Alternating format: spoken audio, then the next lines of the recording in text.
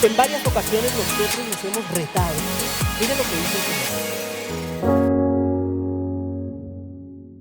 Hermanos, continuamos en esta mañana con el estudio de la primera carta del apóstol Juan.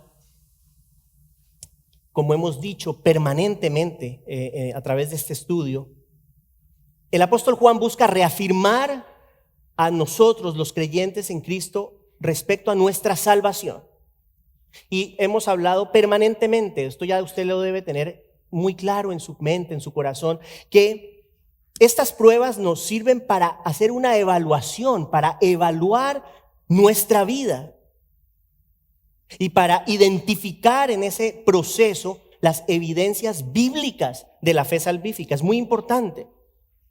Estas pruebas han ido apareciendo poco a poco a medida que hemos estado estudiando la carta. La semana pasada hablamos del amor a los hermanos, ¿se acuerda?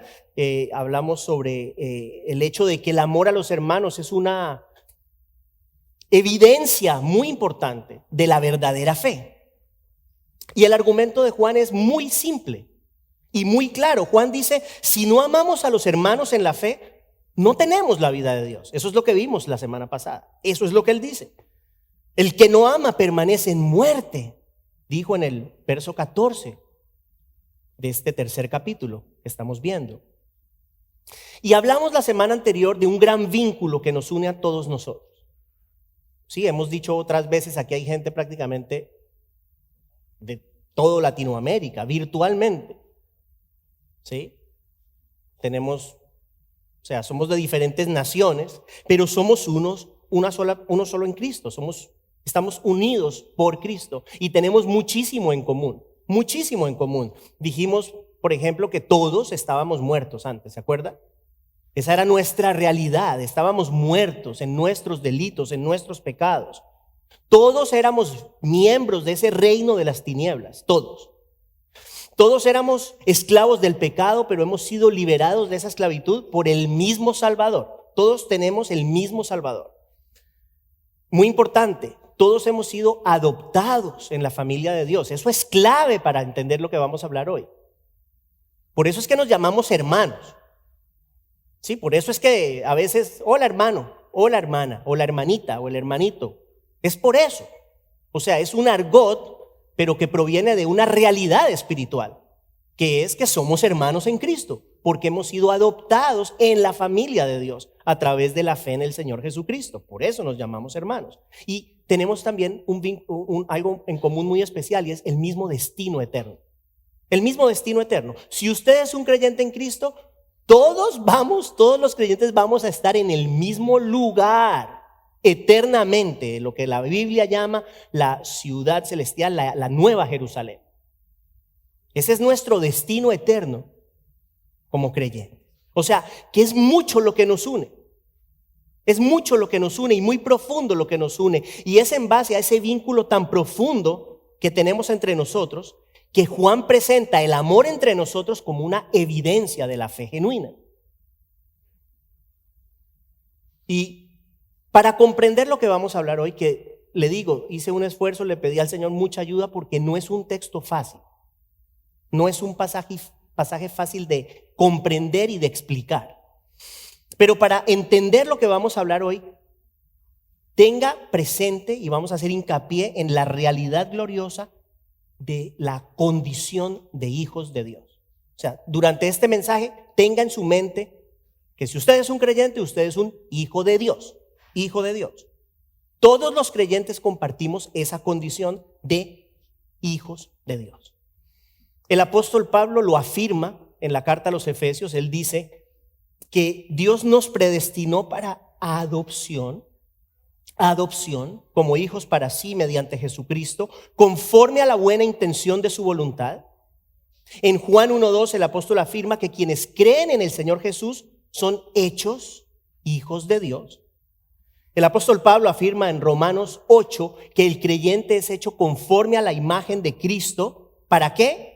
Para que Él, hablando de Cristo, para que el Señor Jesucristo sea el primogénito entre muchos hermanos.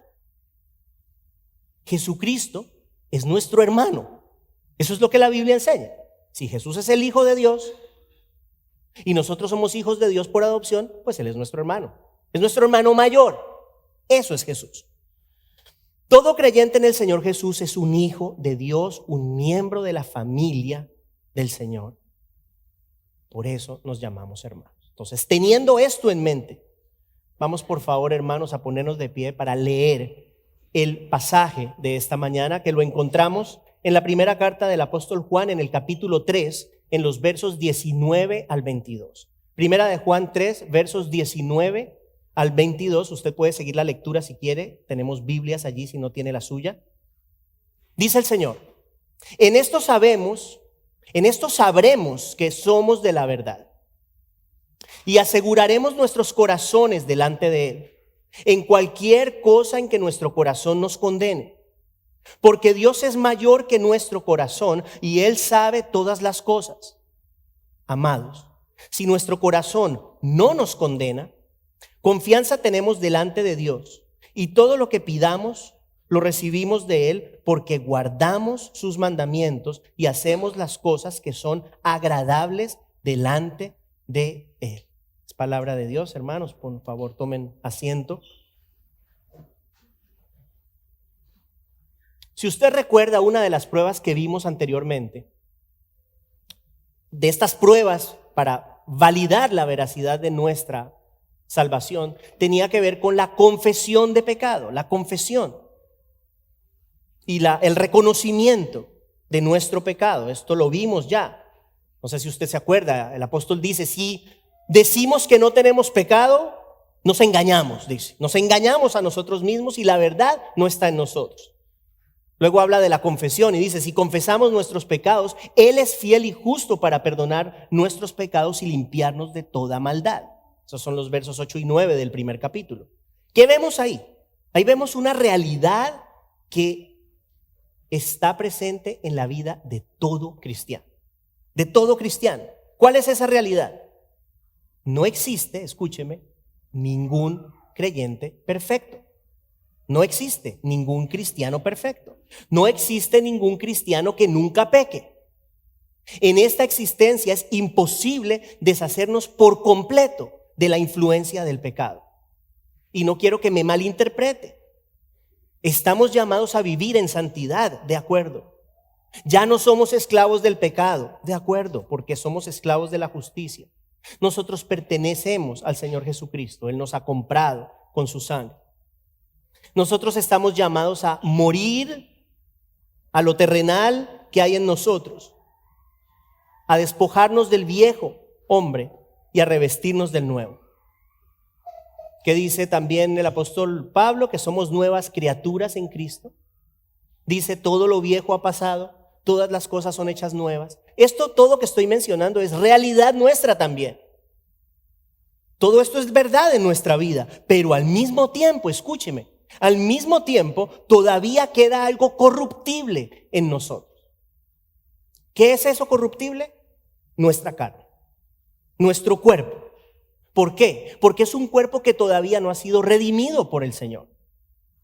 Y el apóstol Pablo hace alusión a la necesidad de la redención de nuestro cuerpo en 1 Corintios 15:50. Escuche lo que dice: esto digo, hermanos, que la carne y la sangre no pueden heredar el reino de Dios, ni lo que se corrompe hereda lo incorruptible. Por eso es que en esta existencia, en este cuerpo, nosotros no podemos ver al Señor. No podemos ir a la presencia del Señor en este cuerpo. Por eso tenemos o que morir o ser resucitados. Por eso es que Pablo habla de esa transformación en un abrir y cerrar de ojos que va a suceder el día que el Señor regrese por su iglesia.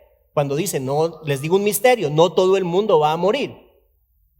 Los muertos serán resucitados y los que estén vivos cuando el Señor regrese por su iglesia serán transformados. Esa transformación es ese cambio de cuerpo. ¿Cómo va a ser? No me pregunte, no tengo ni idea. Nadie lo puede saber. Lo que sabemos es que va a haber una transformación y el ser humano, esa persona va a recibir, el creyente va a recibir un nuevo cuerpo que puede entonces entrar en la presencia de Dios. O sea que este cuerpo es lo que nos impide estar en la presencia de Dios en este momento. Luego dice el verso 53 de Primera de Corintios 15, porque es necesario, fíjese, es necesario que esto corruptible se vista de incorrupción y esto mortal se vista de inmortalidad. Ahí está muy claro. O sea, hay que tener en cuenta que un día seremos perfectos, pero ese día no ha llegado. No existe ninguna persona perfecta. El único perfecto ha sido el Señor Jesucristo. Nadie más. Nadie más. Y esa perfección es inalcanzable, es la realidad, es inalcanzable. La perfección total es inalcanzable en esta existencia. Entonces, teniendo esto en cuenta, ¿sí? Fíjese que tenemos dos ideas aquí. Por un lado, somos hijos de Dios y por otro lado, no existe un creyente perfecto. ¿De acuerdo? Esas son las dos ideas que hemos presentado hasta ahora. Teniendo esto en cuenta, vamos ahora a leer el pasaje. Entramos a ver los dos primeros versos. Versos 19 y 20. Dice Juan, en esto sabremos que somos de la verdad y aseguraremos nuestros corazones delante de Él en cualquier cosa en que nuestro corazón nos condene. Porque Dios es mayor que nuestro corazón y Él sabe todas las cosas. Ok. ¿Cuál es la primera frase del pasaje? En esto sabremos que somos de la verdad. Eso tiene que ver con lo que vimos la semana anterior. Ese en esto sabemos, en esto, ¿qué es esto? Bueno, la idea de que estamos llamados a amar a nuestros hermanos, ¿sí? Y al final decía, no de palabra, sino con, o no solamente de palabra, pero con hechos, con acciones, ¿sí? Entonces, Juan dice, en eso, ¿sí? En eso, en esa actitud, en esa realidad del amor entre nosotros los creyentes, sabremos que somos de la verdad. Amar a los hermanos, o al amar a los hermanos, sabremos que somos de la verdad. Al amar a los hermanos sinceramente, no solamente de palabras, sino como acabo de decir, a través de hechos. Allí sabremos, según este pasaje, que somos hijos de Dios.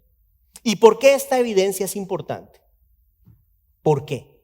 A la luz de lo que estamos viendo. Bueno, porque no ha sido el pecado totalmente erradicado de nuestra vida. Por eso. Y puede pasar, y aquí viene quizás el centro del mensaje para que usted pueda entender, puede pasar que nos encontremos dudando de nuestra salvación. Puede pasar. De repente, dudar de si realmente somos creyentes o no. Y esa duda es buena, es saludable. ¿Por qué? Bueno, porque nos lleva a evaluar nuestra vida. Es bueno evaluar nuestra vida, es necesario evaluar nuestra vida. Pero al mismo tiempo, escuche esto, es muy importante tener un conocimiento bíblico de lo que significa o lo que implica la transformación del creyente. Por eso tenemos que aclarar que la transformación del creyente no es perfección, pero es dirección. No es perfección, pero es dirección. Esto lo hemos hablado otras veces. No es la perfección de mi vida lo que me demuestra que yo soy un cristiano. Es la dirección de mi vida. Y el amor a los hermanos es una de esas evidencias que denotan un cambio en nuestra dirección. Por eso el apóstol Juan dice en este pasaje nuestro de hoy, que amando a nuestros hermanos sabremos que somos de la verdad, y luego dice, y aseguraremos nuestros corazones delante de Él, escuche esto, en cualquier cosa en que nuestro corazón nos condene. Ahí está. En cualquier cosa en que nuestro corazón nos condene. Ese cualquier cosa a mí me da la idea de podemos pecar de 1.000.000 de formas. O sea, cualquier cosa. Juan dice, en cualquier cosa que el corazón nos condene. Bueno, el pensamiento, la acción, la omisión, lo que sea. ¿Sí? Acuérdense, esto lo hemos dicho otras veces. No hay que robar un banco, no hay que matar a nadie para pecar contra el Señor. Hay muchas formas en que nosotros le fallamos al Señor.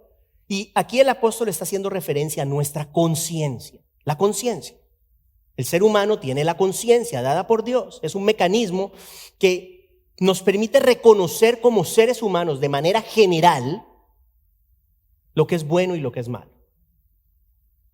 La palabra de Dios enseña que toda persona tiene la ley de Dios escrita en su corazón. O sea que bajo esa perspectiva, una persona digamos, natural, y cuando digo natural es, suponga una persona que no tiene una influencia externa de nada. Suponga, en un caso hipotético, una persona que sí, que no tiene influencia de repente de ningún tipo de religión. Bajo esta perspectiva, esa persona debe saber que quitarle la vida a otra persona está mal, porque es parte de lo que Dios ha puesto en el corazón del ser humano. Ahora bien, ¿cuál es el problema? Y aquí viene el problema, que seguramente lo de anoche es parte de eso. Este muchacho que disparó contra el expresidente, de repente, no lo sabremos, pero seguramente en su mente pensaba que estaba haciéndole, no sé, un bien al país, o de repente lo odiaba y en su conciencia pensaba que era lo que debía hacer. Puede ser, ¿sí? Pasa con estos hombres que especialmente los musulmanes, usted se acuerda a veces que se visten se ponen una bomba, un explosivo, y van y se explotan, se estallan enfrente de una multitud para matar personas, pensando que están haciendo algo bueno, pensando que van a recibir una recompensa de parte de Dios. ¿Sí? Los pilotos del 911, lo mismo. Personas que pensaban que estaban prestando un servicio al Señor, a Dios. ¿Por qué? ¿Por qué una persona puede matar a otra y pensar que está haciendo algo bueno? ¿Por qué? Por la enseñanza que ha recibido. Porque la conciencia, escuche esto es importante, por eso le dije, es un poquito denso esto, pero vamos a poner atención. La conciencia responde conforme al sistema de creencias que esa persona tiene. En alguna forma la conciencia está alimentada por información y la conciencia responde conforme a esa información. Hermanos, la conciencia humana debe estar alimentada por lo que Dios dice para que funcione correctamente. Es la única verdad, no hay otra. Es Dios quien establece la verdadera moral, ¿estamos de acuerdo? Es Dios el que dice lo que está bien y lo que está mal, no nosotros. Dios estableció las leyes morales, lo hizo Él, no lo hicimos nosotros. Entonces, lo que está bien y lo que está mal está aquí. Y si nuestra conciencia está alimentada por lo que está aquí, entonces nuestra conciencia tendrá un discernimiento genuino del bien y del mal. Un discernimiento verdadero del bien y del mal. ¿Por qué? Porque estará direccionada por los principios que Dios mismo ha establecido. Nuestra conciencia nos deja saber cuándo pecamos. ¿Es así o no es así? Todos lo hemos experimentado, todos lo hemos experimentado aquí. Y a eso se refiere el apóstol cuando dice en nuestro pasaje que nuestro corazón nos condena. La conciencia nos alerta, eso es lo que es. La conciencia es un mecanismo de protección. Así como los nervios son un mecanismo de protección que le permiten a usted saber si se está de repente quemando porque dejó su manito esto lo hemos dicho otras veces, en la estufa. ¿Sí? O sea, el dolor es fundamental. Es lo mismo con la conciencia. Es un dolor espiritual, es una alerta. Es un mecanismo que nos dice, eso que estás haciendo está mal. Esa es la conciencia. ¿Qué pasa? Nos alerta la conciencia, pero a veces pasa que como somos cabeza dura, decidimos no ponerle mucha atención a la conciencia. Decidimos hacernos los locos. ¿De acuerdo? ¿Y qué pasa? Que puede llegar entonces a atormentarnos nuestra conciencia. Atormentar la conciencia. Estoy hablando del creyente. Porque el creyente puede ser una persona desobediente. Y dejar a un lado la conciencia al punto que la conciencia atormenta y llega a un punto entonces en que existe la posibilidad de que esa persona de repente diga, debe ser que yo no soy un creyente. ¿Sí? Quizás piensa, si yo hice esto, si yo hice aquello, eso debe significar que yo no soy un cristiano. Hermanos, nosotros sabemos, todos tenemos experiencia con el pecado, todos. Nosotros sabemos que el pecado entorpece nuestra comunión con Dios, esa es una realidad. Y entre más tiempo nosotros nos tardamos en buscar al Señor para venir y pedirle perdón, ¿qué es lo que pasa? Que esa conciencia pesa más. Mayor es el peso de la conciencia entre más tiempo nos tardamos en venir al Señor. Cuando finalmente decimos, no, ya, voy al Señor, voy a presentar delante del Señor en oración, ¿qué pasa? Bueno, hay una lejanía, ¿cierto? Ha habido un enfriamiento en esa comunión sumado a esa voz de la conciencia. No estoy hablando de Satanás hablando, estoy hablando de nuestra conciencia. Puede pasar que un creyente ponga en tela de juicio su salvación. Puede pasar. Y es allí, en ese punto, cuando la evidencia del amor a los hermanos entra en juego. Es entonces cuando el creyente debe recordar las muy gloriosas palabras del verso 14, se las leo. Nosotros sabemos que hemos pasado de muerte a vida porque amamos a los hermanos. ¿Cuál es la idea? La idea es que cuando el creyente medita en ese amor, en el tiempo de duda, concluye que ese amor no es un amor humano, no es un amor genuino, es un amor genuino que nos ha sido entregado, nos ha sido dado. La Biblia dice que que Dios ha derramado su amor en nuestros corazones. Nosotros amamos a los hermanos con el amor que Dios nos ha dado, no es nuestro, no proviene de nosotros. Y es ese amor, hermanos, el que nos confirma que así como los hermanos son hijos de Dios, nosotros también. Esa es la idea del pasaje.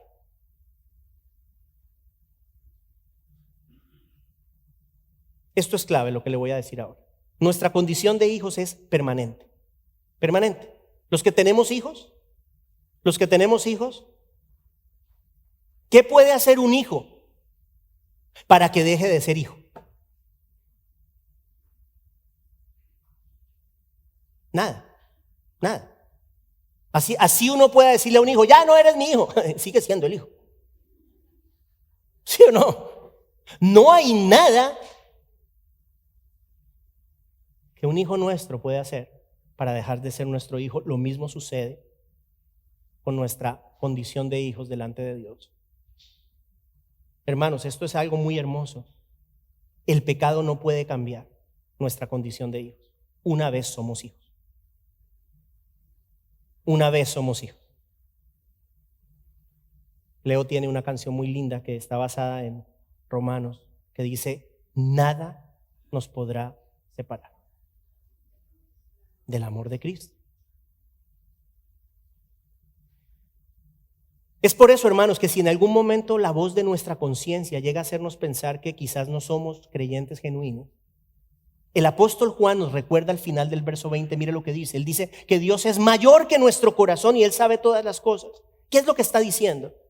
Bueno, primeramente, la conciencia nuestra da un dictamen, ¿de acuerdo? De repente la conciencia puede decir, hiciste eso. Bueno, el enemigo también habla así, pero no estamos hablando del enemigo, estamos hablando de la conciencia. ¿Hiciste esto? Y viene la duda. De repente, si hiciste eso es porque no eres. ¿Qué dice Juan?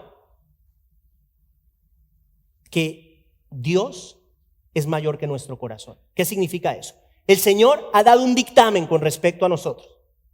Él dio un dictamen, él tiene la última palabra con respecto al perdón del creyente. ¿Y cuál es esa última palabra? Romanos 8:1, usted lo conoce. Sabemos que no hay ¿qué? Condenación. No hay condenación para los que están en Cristo Jesús, los que andan conforme a la carne, sino conforme al Espíritu. ¿Cuál es la idea aquí? Hermanos, el creyente, estoy hablando del cristiano, del Hijo de Dios. El creyente ha sido perdonado completamente. Y si bien es cierto que ese perdón no es una licencia para pecar, no es. ¿Por qué? Porque ahí mismo lo dice, estamos llamados a andar conforme al Espíritu y no según la carne. Pero también es cierto, como ya lo argumentamos, en esta existencia no alcanzamos la perfección. ¿Cuál es el punto? El punto es que Dios nos ha declarado libres de culpa a todos los creyentes genuinos en Cristo. Usted lo sabe, lo hemos hablado otras veces, nos ha sido acreditada la justicia de Cristo, y toda persona que pone su fe en Él ha sido perdonada. Y posicionalmente, todo creyente es justificado delante de Dios, declarado libre de culpa, es lo que estamos diciendo. Ahora, ese dictamen de Dios está por encima de cualquier cosa que pueda decir la conciencia. Cualquier cosa. Dios está por encima, tiene mayor autoridad que nuestra conciencia. Esa es la idea de lo que está diciendo. Y luego adiciona el apóstol que Dios sabe todas las cosas. ¿A qué se refiere? O sea, en el contexto del pasaje. Bueno, no solamente el dictamen de Dios está por encima de lo que nuestra conciencia dice, pero hermano querido, Dios conoce nuestra vida mejor que nosotros. Mejor que nosotros. Dios conoce todo lo que hay en nosotros mejor que nosotros. Y no hay nada que la conciencia sepa que Dios no conozca. En otras palabras, Dios está más informado que nuestra conciencia. Sabe más que nuestra conciencia. Eso es lo que Juan está diciendo acá. Conoce todo lo nuestro. Entonces, antes de entrar en los dos versos finales, es importante decir que todos hemos estado en esa posición en la cual venimos delante de Dios con una conciencia que no está limpia. Todos. ¿Y por qué digo que todos? Bueno, porque de eso se trata el arrepentimiento. Para poder arrepentirse, primero hay que venir delante de Dios con una conciencia que no está limpia. Entonces venimos y confesamos nuestro pecado y nos arrepentimos. Y es esa conciencia de pecado, hermanos, una gran evidencia de la verdadera fe. Esa es una gran evidencia. Una conciencia activa.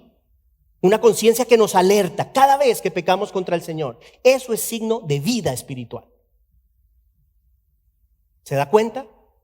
El signo de vida espiritual no es una persona perfecta. El signo de vida espiritual es una persona que permanentemente se da cuenta que le vive fallando al Señor de diferentes formas y necesita venir delante de Él a pedirle perdón, arrepentirse. Eso es la vida cristiana. Esa es la vida cristiana. ¿Qué es lo grave? Lo grave es cuando el pecado pasa desapercibido. Eso sí es grave. Lo grave es cuando podemos hacer lo que sea y no sentimos nada. Ahí hay un problema. Hermanos, hemos argumentado que el pecado no puede cambiar nuestra condición de hijos, pero definitivamente afecta nuestra comunión con Dios. Eso es una realidad. Es imposible tener comunión con Dios cuando hay pecado en nuestras vidas del cual no nos hemos arrepentido. Es imposible. Si usted quiere tener comunión con Dios, usted tiene que estar seguro que no hay pecados en su vida que usted no ha presentado delante de Dios y no se ha arrepentido. Y arrepentimiento tiene que ver con cambiar de dirección, recuerda. No es decir, perdóname Dios y al día siguiente vuelvo y hago lo mismo.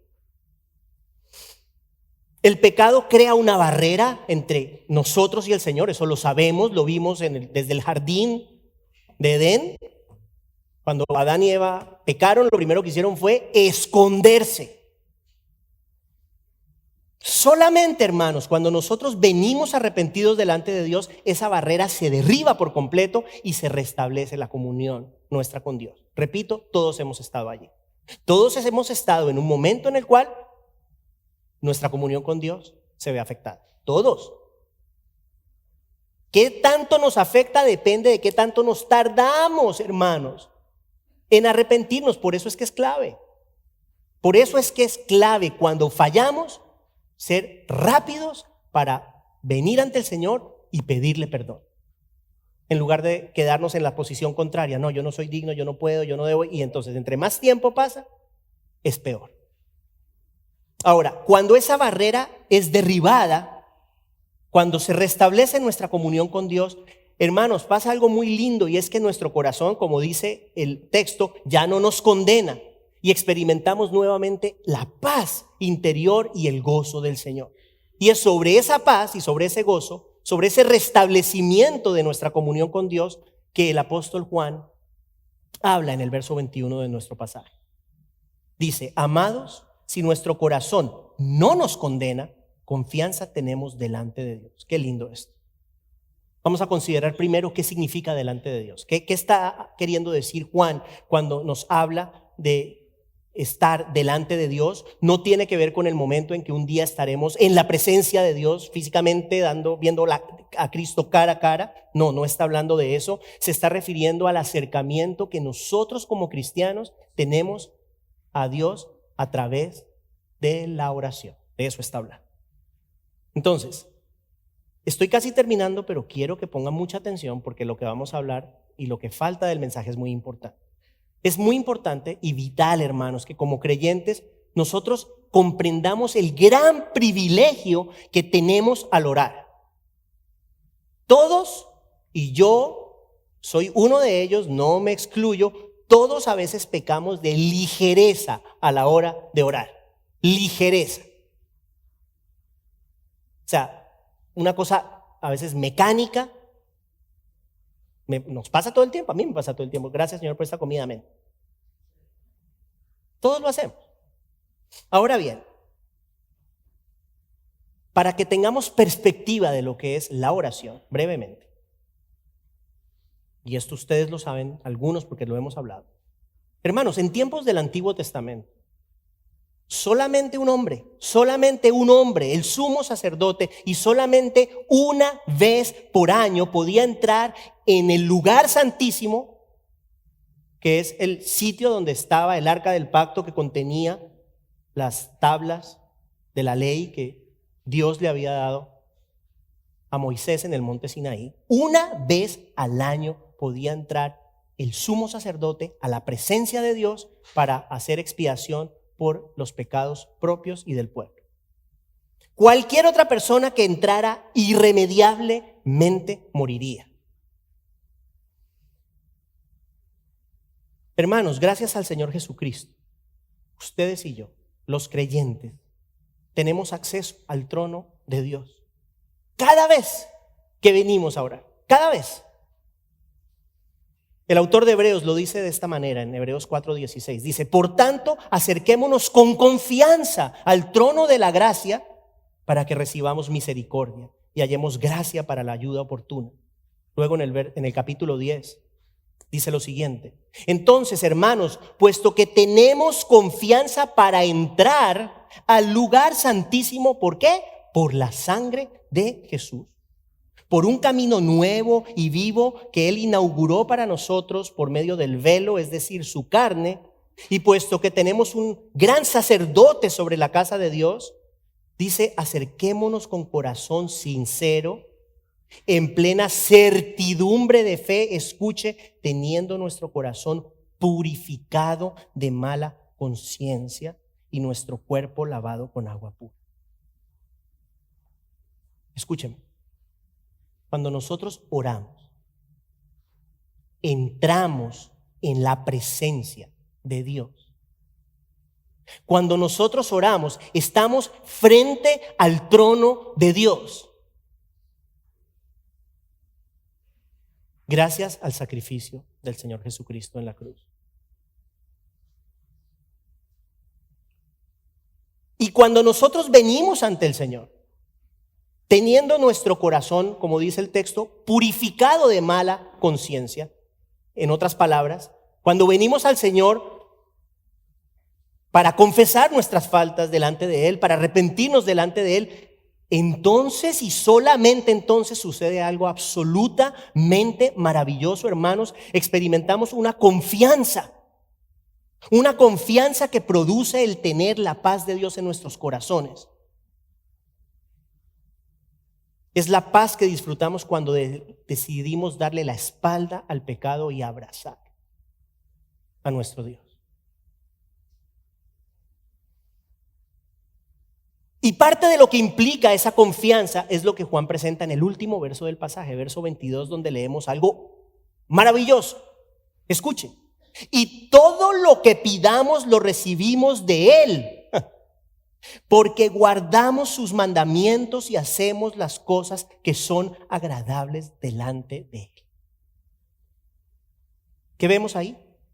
Ahí vemos la confianza que produce la obediencia. La confianza que produce la obediencia al Señor cuando nosotros buscamos agradar a Dios con nuestras vidas a través de ser obedientes a esta palabra. Pasa algo muy hermoso, hermano. Pasa algo muy especial, y es que el Señor pone sus deseos en nuestro corazón. Sus deseos son implantados en nuestros corazones, y el Señor abre el canal de comunicación entre nosotros y Él de una manera muy especial. ¿Y qué implicación tiene esto? La implicación no puede ser más maravillosa. Hermanos, comenzamos a pedir conforme a la voluntad de Dios. Cuando los deseos de Dios están en mi corazón, yo empiezo a pedir conforme a los deseos de Dios. Comenzamos a estar en sintonía con lo que Dios desea. Y ocurre algo hermoso, que es la promesa que tenemos en este verso. Escuchen, todo lo que pedimos lo recibimos de Él, es lo que dice el pasaje. Todo lo que pedimos lo recibimos de Él. Es un principio glorioso. Es un principio glorioso que Juan presenta también en el último capítulo de esta misma carta, primera de Juan 5, versos 14 y 15. Esta es la confianza que tenemos delante de Él. Escuche, que si pedimos cualquier cosa, conforme a su voluntad, Él nos oye. Y si sabemos que Él nos oye en cualquier cosa que pidamos, escuche, sabemos que tenemos las peticiones que le hemos hecho. Eso es glorioso. Es glorioso saber que Dios me escucha. Es glorioso saber que Dios me concede todas las peticiones que yo le haga, siempre y cuando esas peticiones se ajusten a su voluntad.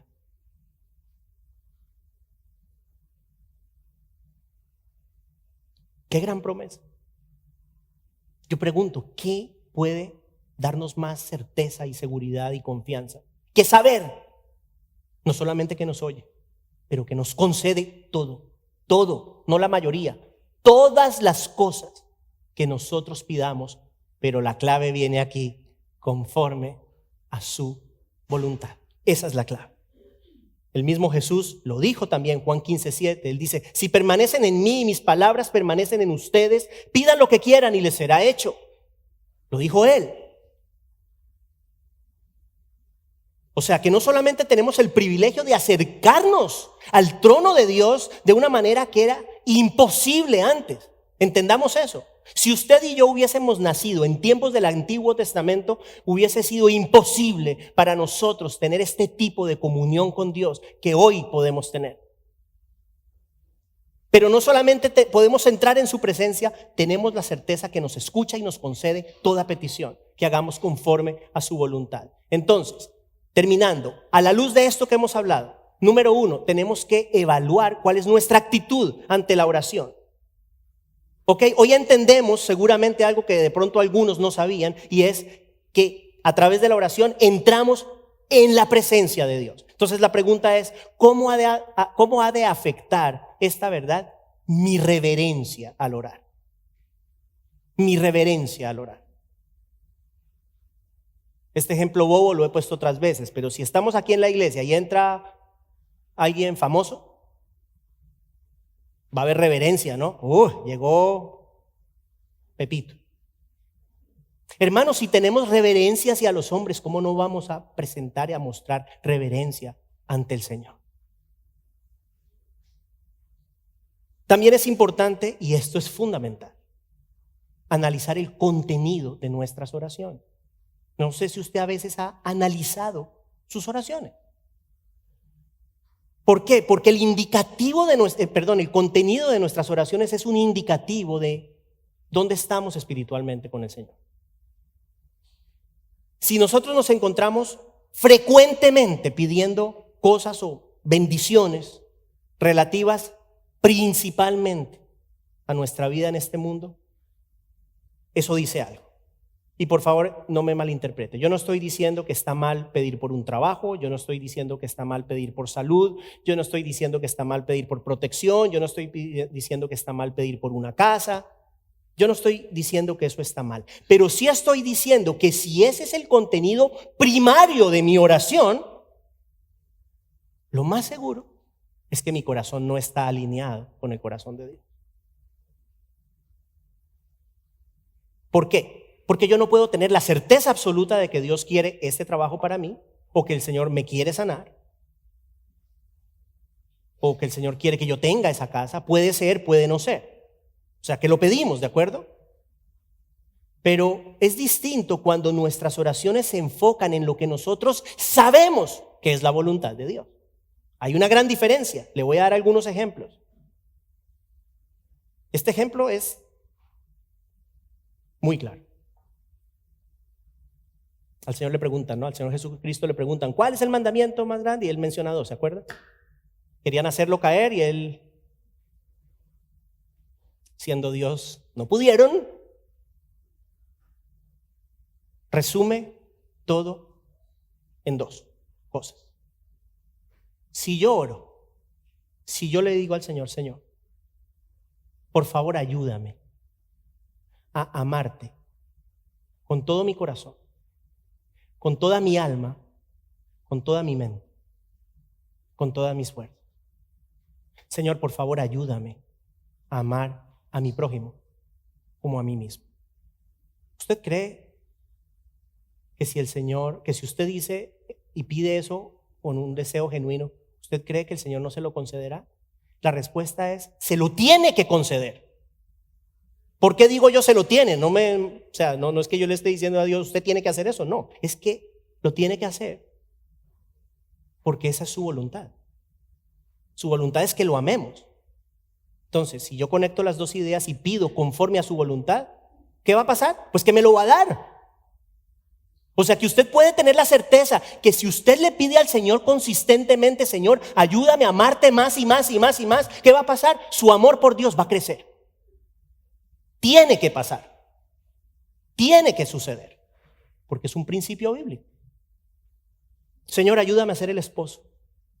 Ayúdame a ser el padre, ayúdame a ser el hijo, ayúdame a ser el amigo que tú quieres que yo sea. Señor, por favor, ayúdame a darle la espalda al pecado, ayúdame a honrarte con una vida obediente. Señor, ayúdame a tener una carga genuina por las personas que no te conocen. Dame oportunidades y dame gracia para poder compartir con ellos acerca de ti. ¿Qué pasa cuando viene el sufrimiento? Señor, glorifícate en medio de mi aflicción. Yo sé que tú estás en control de mi situación y dispones algunas cosas para mi bien. ¿Sí? ¿Algunas? Todas las cosas para mi bien. Por favor, Señor, dame fortaleza, acércame más a ti por medio de mi dolor. Eso es otro tipo de oración. Ese es otro tipo de oración. Y ese es el tipo de oración que tenemos que empezar a implementar más en nuestras vidas.